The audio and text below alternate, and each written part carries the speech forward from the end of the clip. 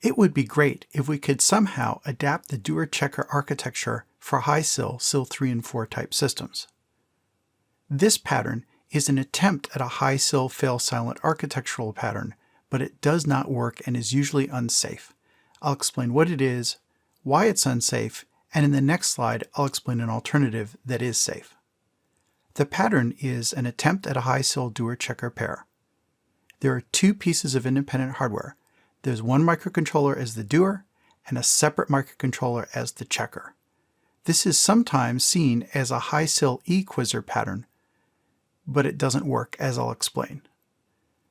The software has both a doer and a checker. The checker has to be high SIL. The doer might be high SIL or it might be low SIL. An important difference between this and the previous pattern is the green cross-check arrow.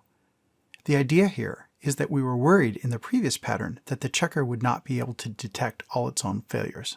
And in fact, you might not even know that checker is there or not.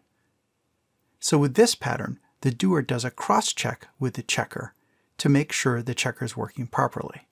It has intuitive appeal, but there's a huge con for this, and that is basically the checker still cannot be trusted.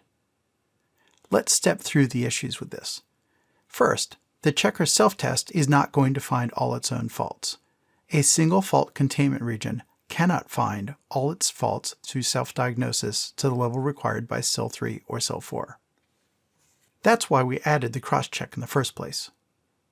But we have an additional problem. The doer cannot detect all the checker faults either. If the doer does sanity checks or quizzing or heart beating, it will find some defects in the checker, but not all defects. It's important to realize this is not a 2 of 2 pattern because the doer is not the same as the checker. It's completely different, and it's just trying to find out if the checker seems to be working or not. Now let's think of it in terms of SILs. If the doer is SIL 1 or SIL 2, well, you cannot expect SIL 1 or SIL 2 software to provide SIL 3 integrity checks against a SIL 3 checker. That doesn't make sense.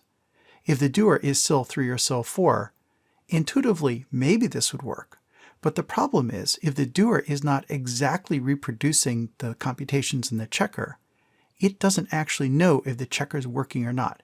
It can do sanity checks, but that's not the same as being sure that the checker is actually fault-free. It's not a 2 of 2 pattern, and so it will always have some vulnerability if the doer misinterprets or misguesses what the checker is supposed to be doing. Because of this, the checker will always have the possibility of undetected faults, and that makes this pattern unsafe for high SIL systems. There is one special case in which it will work, and we'll see that in the next slide.